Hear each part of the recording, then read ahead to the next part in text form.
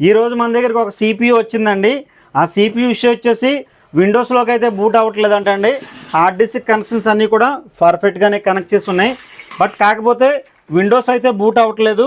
డైరెక్ట్గా ఎంఎస్ఐ అని వచ్చేసి బయోస్లోకి అయితే వెళ్ళిపోతుందని చెప్పారు. హార్డ్ డిస్క్ కనెక్షన్స్ రిమూవ్ చేసి మళ్ళీ ఇన్సెట్ చేసి సేమ్ ఇష్యూ అండి. విండోస్లోకి అయితే బూట్ అవ్వట్లేదు. ఓన్లీ మనకి డివిడి రైటర్ ఒకటి డిటెక్ట్ అవుతుందండి.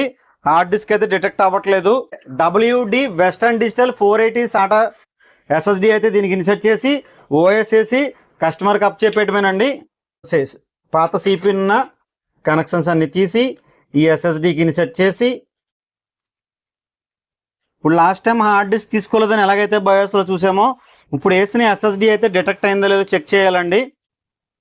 ఇక్కడ ఓన్లీ ఇందాక డివిడి రైటర్ ఒకటే చూపించిందండి. ఇప్పుడు చూడండి WD green 2.5 480 GB Windows install చేసి జనరల్ సాఫ్ట్వేర్స్ కూడా ఇన్స్టాల్ చేసి కస్టమర్కి అయితే ఇవ్వడం జరుగుతుందండి.